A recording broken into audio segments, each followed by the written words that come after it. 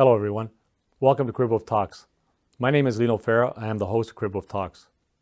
For the past 11 months, we have produced episodes focused on the critical lack of affordable housing and a range of topics that impact the lives and care of individuals with varied abilities. We have invited some very important guests to our program that provided insight to the lives and care of individuals with varied abilities. I always admired and respected those who serve in the military. My grandfather served in World War II and did not return home. Many do return home from service, but with life-altering disabilities. Today, I'm very pleased to have Jim Caruk, the founder and VP of Renos For Heroes, here in our studio. Jim, welcome to our program. I've heard so many great stories about your organization, Renos For Heroes. As a matter of fact, I attended 2 of your golf tournaments, and you recently had, well, before COVID, you had the gala, right, which was really well done. Yeah, that was our 10th anniversary. 2018, was it? Yeah, 19. Yeah. So tell us about Renos For Heroes. How did it start? First of all, thanks for having me here. Renos For Heroes. It all happened when I was just on a drive across the country one week. Took some time off, and a buddy of mine called me up, and we were just chatting away. And I happened to mention, I said, how did your son-in-law make out getting back from Afghanistan? And he said he's here in one piece, but he's suffering a little bit of PTSD. He really doesn't know how to interact with his new baby and his wife. And I said, and so what are they doing? And he said, not really a whole lot. And so after I hung up the phone, I just, driving along, and I just thought more and more, what we hear about, the ones that have given it all and have lost their lives. Clearly it's a war. I mean, there's got to be wounded. So when I got back, I called my brother and I said, look, we should look into this. And so we did a bunch of research, found out that at that point, I think there was around 50 to 60 soldiers that had lost limbs. And that was kind of our focus at the beginning, to see if we could, help them. So the more and more research we did, we found out that the military would only go so far with the wounded. So we decided, just like long story short, to bridge the gap. So, for example, if we had a couple of the soldiers that have lost their legs. So, if they live in a 2-story house, they're only going to basically give him one handicap washroom. So he has to make the choice. Does he take the one upstairs, or does he take the one on the main floor? So whichever one he chose to do, we would step in and give him the other one. So if he had to get out of bed in the middle of the night, at least he could get over to the handicap that's in his ensuite or, on the second floor. So that's how it all started. And then it just kind of went into, to be honest, my big vision was to, build a facility and everything else like that, and for them, and maybe actually do a whole home and all that kind of stuff. But as we got on, a few years through, we just found that a simple deck, a simple ramp, a kitchen, a new washroom, that's all they wanted. And then to them, that was the ultimate. That was the greatest thing that we could have done for them. So I've changed my whole attitude now that, sometimes less is more. And that's what we've been doing. So it's been going on for over 10 years. Most of the stuff is, interior renovations, ramps, and in some cases too, we're actually building little, I guess you would call it like a Zen garden for the ones that are suffering from PTSD. They can go out and just kind of hang out. And that's great. Yeah. So your background is construction, right? And so you had the program on HGTV. Was it? Yeah. So back in 2001, we came out with a renovation show called Real Renos, and we ran that for 7 seasons.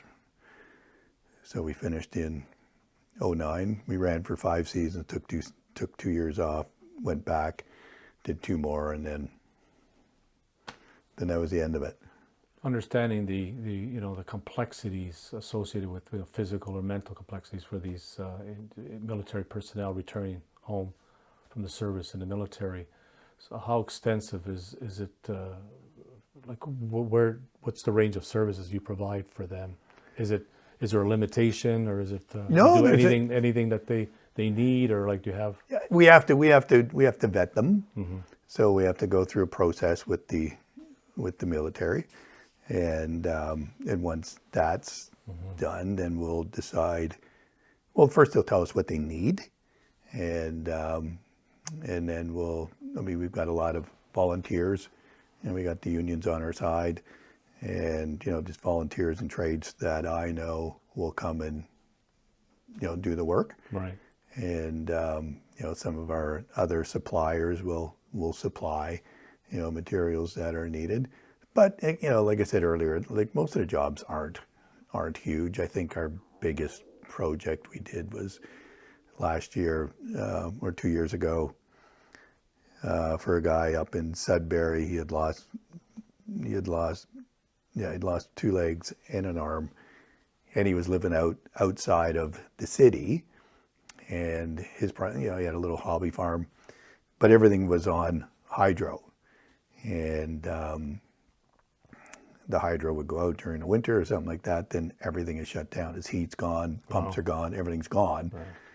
And I know he was, going through Veteran Affairs to get this, get a generator put in and everything else, and it was taking forever. So we stepped in. I called in my favors, and we went in, gave him a new, set up a whole new furnace for him.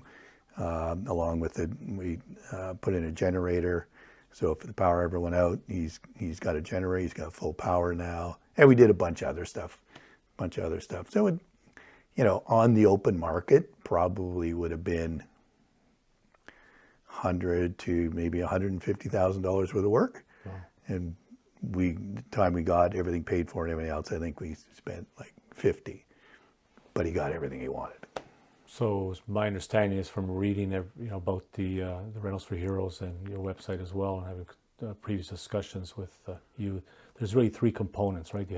You provide the expertise, the construction expertise, you provide the labor component, and of course the material costs associated with the various needed alterations, right, to their living environment, right? So how does Renos For Heroes manage all these 3 areas? Well, again, like we're lucky, like, coming from the trades myself, I have a lot of friends in it that are willing to give their time. Mm-hmm.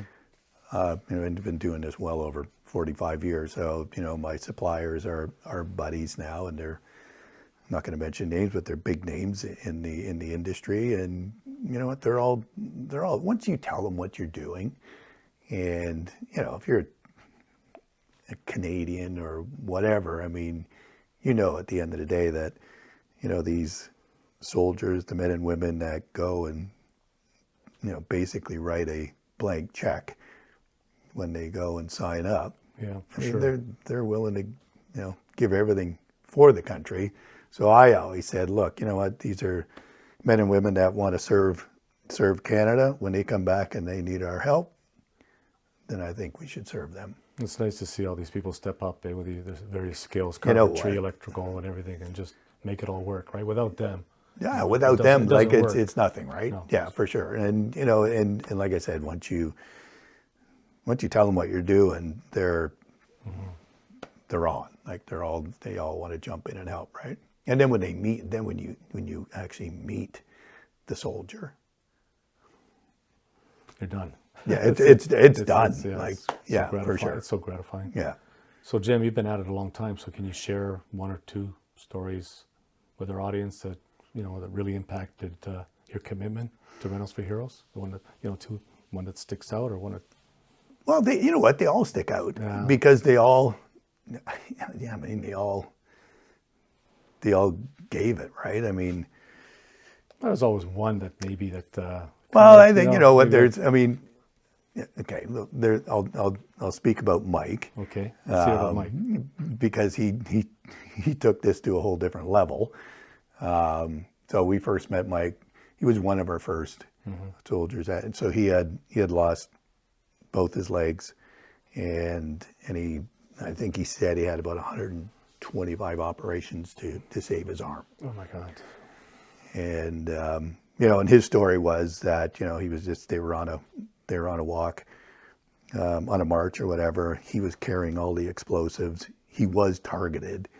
So it was one of those, I forget what you call it, the mines, right? And blew him up. His stuff didn't blow up, thank God. And he said he went about 50 feet in the air, came back down. He still didn't know that he had lost his legs, and or heard on the radio, man down, and he's thinking it's somebody else, and meanwhile it's him. And he died twice in the helicopter, and they got him back, and obviously he survived, and then went through the whole trauma and everything else of learning how to do the Recovery therapy. the recovery, right? So when we met him, he came out, spoke at our we didn't have a gala at that point. He spoke at our golf tournament, and there wasn't a dry eye in the place, and we had Amazing, eh? probably over because we had so we probably had over 240 people there. And then, the funniest part was when we were giving out all the prizes and the guys were winning, the TVs and everything else, they would just walk up and give it to him. Everybody did. He had to rent a truck to take everything home that he was given. But he went on. He went on to the Invictus Games in rowing. Wow. Won all three, all golds in, whatever, I think it's 100 and 200 and 400 or something. He won all three. And then he's still rowing now. He's cycling too. I think he actually was asked by the Canadian Olympic team to go out, which he did. So here in the rowing I think just to work out with him. I'm not sure if they were actually going to put him on the team. He's kind of a wonderful chap. He's kind of our poster boy, right? And he's a fantastic inspiration to anybody. But everybody has their own unique story. I mean, the last one we just did was talking about the guy in Sudbury for the generator. Bill, he was in the reserves. And he went over twice. Wow. And on his second time, he had he lost everything. So, I don't know. I mean, it's still, I have a hard time, how they can sign up and sign up and fight for democracy and for there's true character in well, they just fight right? for freedom for their own country. Yeah. And yet everyone has said, if he could go back, they'd be back in a second. It's I still don't understand it. I think the thing, but it's unbelievable how they do this. Well, the thing here, Jim, too, is that we talk about what certain war situations and hostile situations, but a lot of the military people that they put themselves at risk, even doing safety or peaceful things, like peaceful, right? yeah, recovering people in the Arctic and with storms and all that. I mean, there's they put themselves at risk every day when they put their uniform on. That's why I'm so proud of them. The type of thing. Oh yeah, the things they're doing for them is remarkable. And I'm sure there, like you said, there's so many stories that are. Yeah, I mean, there's this Mike one is great to hear about, right? But I'm certain they're all wonderful stories and they're heroes. I mean, well, just a real quick story. We had my uncle landed on Juno Beach, Right. and we had him. So we had Sunnybrook. We'd always, for our galas, we would invite all the veterans from Sunnybrook and bring them on. You know, and they were all in their 90s and everything else. And these new, like the younger soldiers, Right. they were all over them. Like, just tell me your stories, this and that. Like, it was pretty cool. Just sponging off their stories. Oh yeah, yeah, yeah. Because you know, here's the vet. Like, here's you know World War II, and then you've got the young guy, and it was pretty cool. So, what are the current challenges faced by Renos For Heroes? From your perspective. Pretty much like everybody else's right now, I guess. Just getting the word out. And I think the biggest challenge is getting the soldiers to come forward. They're you know, they have so much pride, they don't want to ask for help. So that's been probably one of the biggest challenges, is getting them to come forward and ask for help. Yeah. You know, some do, obviously. And then others will say, here, I've got this friend that needs some help, and, you know, right? Yeah. Okay. PTSD. Because my immediate thought was, when our conversation was, you know, physical disability, you know, loss of limb and all that, but you mentioned several times that, and, you know, that's a mental challenge, right? It's a mental illness, and it can, you know, and it, yeah, I mean, sometimes they have, you know, they go hand in hand, right? Oh, 100% for sure. But then there's other ones that have no physical wounds or whatever, but they have the emotional ones. Right. I mean, you and I will never, and hopefully never have to understand it. But just listening to, you know, what they go through, and yeah, I mean, it's hard. And then to see, I mean, we did a kitchen for a guy that was just suffering from PTSD, and he couldn't even, when he got up in the morning, it was such a challenge for him to make a coffee. Could navigate, right? He could do everything else, but he just couldn't pull that together. Right. You know, for whatever reason it was, and you know, we ended up doing a kitchen for him and everything else. I'm not saying that solved the problem, but he needed a kitchen. But it's just those little things that we just take for granted every day, that they just can't pull it together.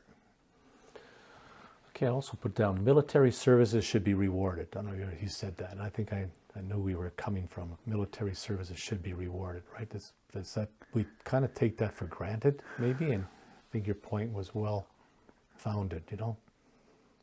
But are they rewarded? Well, that's what I'm saying. Like, I mean, part of the Renos For Heroes is providing that. Yeah, I don't think, to me, it's not even a reward. It's a necessity. It's, you know, they come home. You know, again, I'll just go back to, they need a washroom, they need a ramp. That's necessary for them to have, you know, a normal life. You know, try to have a normal life again, right? So, like, there shouldn't be any hesitation from our government, our military, for, you know, if that's all they want, you know, or reach out to, you know, to like us, like Renos For Heroes, or the other charities that, you know, do kind of along the same lines that we do, and help them, you know, either fund them, which I'd rather that, you know, they just give us the dough and then we can go and do exactly what we need. You know, I don't need them to tell us how, you know, how to build and do our job, but if they have some funding, just forward that, so, because we can stretch that further than anybody. No. Yeah, there should be. You also mentioned, in light of that point there, that I think you said the average cost was around $30,000 to $35,000 for the jobs that we do. Jobs. Yeah. You know, not large dollars from a construction point of view, right? But to an injured military person, it's a very large issue, right? Somebody who comes home with, life-altering Yeah. disabilities. I thought was a very good point that you raised. I mean, Well, yeah, I think I tried to touch on it earlier that, building a brand new house for them or whatever, for someone, building a brand new house for somebody, oh, that's great. right, You build a ramp or a deck for this, it's the same reaction. And, to them, that's everything. And that's what I meant, sometimes less is more, right? For them. They don't need, I agree. right? It's not that they don't need it, it's they don't want, I just want this. So I can wheel my wheelchair out, get down to the ground. That's all I want. Like I said, a small thing is a huge thing. Small things are huge Right? And we things should to them. recognize Yeah. that, right? Yeah, I wrote down the vetting process. I think it was, would I be correct to say is the selection process, the vetting? Because you mentioned, I'm in the affordable housing area with people with disabilities with my nonprofit organization. So I know that there's a wait list and there's more demand than there is supply. Right. Right. And you mentioned there's also the vetting process with the military because you only have so much you can do, right? So how do you deal with the selection process? That's my brother's job. So he does that. He's retired and so he does, because he has to work with the military. So he has a person in the forest that he deals with, and they, either we bring forward the soldier or they do, and then we don't know them, so then they have to go and do all the research and the back check and everything else. I mean, look, over the years we've had a couple that didn't need anything, Right. and Right. we checked them out and Taking advantage of a system that would, Yeah. deter somebody else who really needs it from getting Yeah. it, right? That's really what the vetting process. and not even a soldier, Yeah. I'm talking a little higher up, and That happens. I mean, it's so that's why we have that, that process, I guess. What about accessible housing? What does that ring to you? Accessible housing. Does that mean anything to you with regards to? Yeah, I mean, we're getting asked to do that more and more as we build. We're doing 3 projects now. They all have elevators. It seems to be the norm now. We want to stay in our homes longer, instead of being shoved out. So, if we have a second floor and we have in a basement, if we have an elevator or some way of getting up and down, and as we get older, we can stay in our homes longer, right? Absolutely. Yeah. I mean, it's I really see the elevator being useful, especially. yeah. You know what? I mean, 30 grand is 30 grand. I mean, it's still a lot of money. No matter how you look at it, but some of these projects that we're building, you think if you can afford to put that in, put it in, because it's going to save you probably tenfold that if you don't have to go anywhere, right? If you can stay in your home, the longer you can stay in your home, I think the happier you're going to be. And what really hit me was when you mentioned that they're so proud. I mean, the general population, when there's money to be out there and there's grants and all that, their tax credits are the first ones to put up their hand. But it's funny, with when you're telling me about all these military personnel that have come back with life-altering disabilities, and they don't really, are not there knocking on your door. You have to really find them, or through somebody else. Say, hey, Sam served in the military there. He's really having a hard time right now. And and you go through that and you find it. Say, hey, we can help you. And they're going, but it's because they're proud, like you said. It has to do with they went to the military for a reason. And you know what? It's really, to me, it's really rewarding. Glad we started it. Glad we still do it. And we've met a ton of people. We've met a bunch of new friends.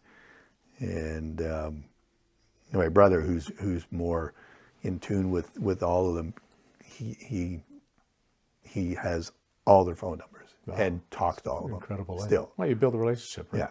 It's a growing thing, right? Yeah. And some of them still, like during, when we have our golf tournament, we'll bring, companies will buy foursomes, and then there'll be a foursome that they'll have 4 soldiers.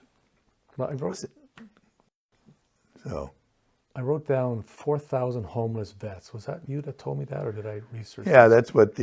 that's what we were told. There was 4,000. Yeah, last year it was summer. Last year, the year before, they came up with about 4,000, 4,500 across Canada that are just living on the streets. Oh, we got to do something about that, eh? Yeah, there's a guy out in Alberta who's has built some tiny houses for them. They made this little community. And I mean, I reached out to him, but they've got huge backing and everything else, and that's great. I mean, it's what do they call it? Homes for Heroes. Homes for Heroes. Yeah. So they're doing a fantastic job. Great. So Jim, is there a final statement you'd want to leave our audience with? What would that be? Yeah, if I can get our mayor of Toronto to find us a building that we can get these guys off the street, get these soldiers off the street, we'll go in, we'll take care of it, we'll build it, renovate it, whatever it has to be done, and let's help them. Headquarters, a place to go. Place to go, place to stay, Let's make it happen. Let's just make it happen. I'm sure there's buildings that the city owns that they're not doing anything with. It's not going to cost you anything. We'll do it. Just let's make it happen, Jim. Let's just make it happen, and help these men and women that protect us every day. And that's great. Jim, thank you for appearing on our program today. We applaud the work of thank you very much. Heroes and the countless volunteers and staff are doing for the military men and women with life-altering injuries. Thank you very much. Thanks for having me. It's been great. Great to have you. All right. Those who serve in the military seldom ask for help. They are very proud. We should be thanking them. And one way to support them is to support Renos For Heroes. So visit renosforheroes.org. We wish Renos For Heroes continued success. Thank you for watching and listening to our program. If you missed any of our previous podcasts or webcasts, visit www.cribwolftalks.com and on social media platforms. Should you wish to share your story or be part of a future podcast or webcast, please send us an email to info@cribwolftalks.com. I'm Lino, and remember, those who cannot help themselves need our help.